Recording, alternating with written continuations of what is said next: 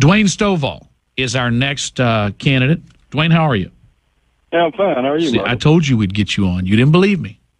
No, I didn't believe you. I didn't believe you at all. And by the way, I should note there was a Twitter post about Steve Stockman that he was the only candidate that had been on the stage at the Redneck Country Club, and that's not true because Dwayne Stovall has also been on the stage at the Redneck Country Club. So that okay, bears noting. Stretch. All right, that's a stretch, but we'll take it. So, well, you've been on the stage. We met on the stage. That's literal. We'll take that. That was side stage.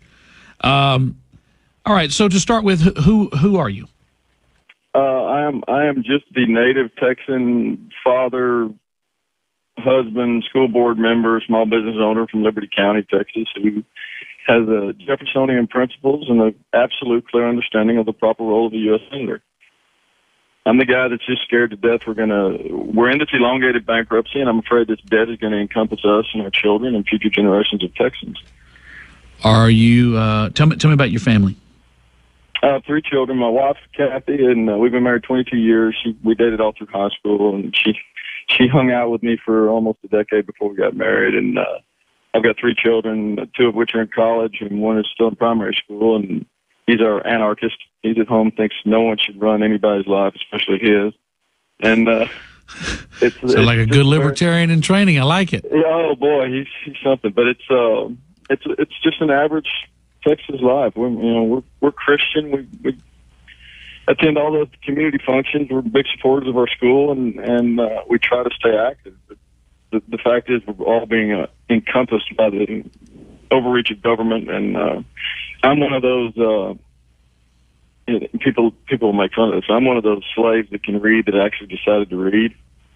So about 7 years ago, I took up the framers and the founders and the ratification debates in Philadelphia and what the Constitution created, and it brought me to this point where I decided I would be what I wanted to be all my life. I wanted to see, what I wanted to see all my life, which was a citizen statesman. I've never been able to vote for one, so I decided I would just decide to be that.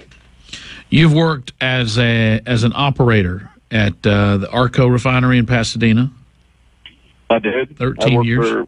Originally with Atlantic Richfield, and the Arco Spark spun into Lyondell, and then Lyondell Citgo, and they've changed names again since. But while I was there, I started a company called Diamond K Equipment Incorporated in '96. We built bridges for the highway department from '98 till sold our last bridge project probably a year and a half ago, maybe 2. And that was all because 2008, 9, and 10, the little downturn, which was more like a depression to me, but it was a little downturn. The housing bubble burst, and it sent everybody into a downward spiral, and we lived through that. But we started another company about 3 years ago called Liberty Testing. We do quality control and emissions testing in the oil field here in Texas. That's our mainstay now. I don't know if I'll go back to building bridges again ever. I just don't know what the market's like. Talking to Dwayne Stovall, what did that experience in the refineries? You embrace the fact, and I like this on your biography. You say, I was born oil field trash in Baytown. What does that mean for you in the votes you would cast and the leadership you would provide as a U.S. Senator? Oh, it's indicative of who I am as a Texan. You don't have to be oil field trash, but if anybody understands the terminology, and you do, I know you do, but if you're referred to as oil field trash, that means you're honest, hardworking, and loyal. That does not mean you're trash.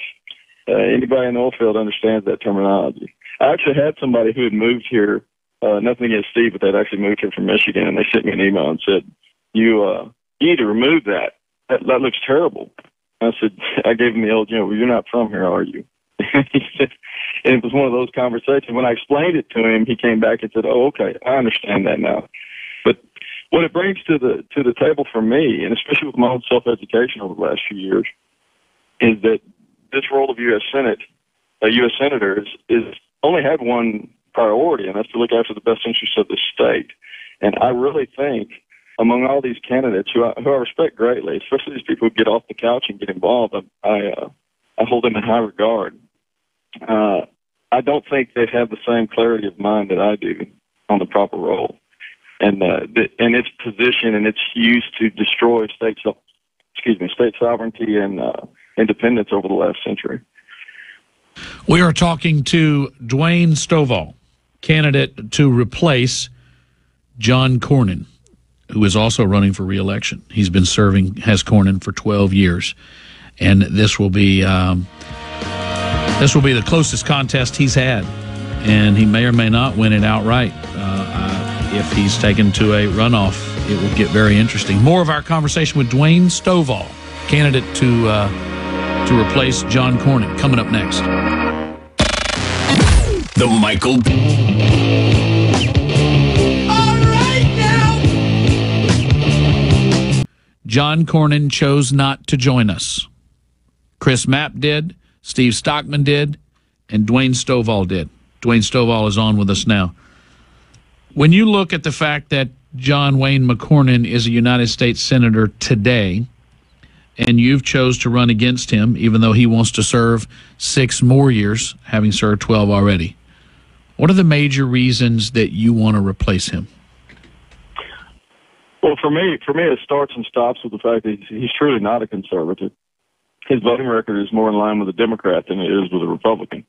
If you've watched him for the last decade or 12 years now, you have found that he generally votes with the Democrats to raise the debt, grow the size and scope of the federal government, and give it unconstitutional powers almost without change. It's been very consistent. He has a very opportunistic voting record. In September of 2007, he voted against the debt ceiling, and then we got the whole I'm conservative just like you for 3 months, and we had the primary in 2008 for his second term in March, and then 3 weeks later he voted to increase the debt again. So he is part and parcel or a support system of this growth of government. If everybody follows the Gallup poll from here just a few weeks ago, nationally, the 3 order of items that everybody was so worried about nationally is number 1 was growth of government and the encroachment of that federal government onto the states. I would argue today we have a national government with a capital N, and it's completely unlimited. And part of the reason why it's unlimited is because of the behavior of U.S. senators, because since the 17th Amendment, they've come forward and they've always voted in favor of the federal government against the states. And Senator Cornyn is no different. I like the fact that everybody's gotten so emotional about him over the last 2 or 4 months since his first cloture vote, and now his second cloture issue. But if you were like me, it was just totally normal.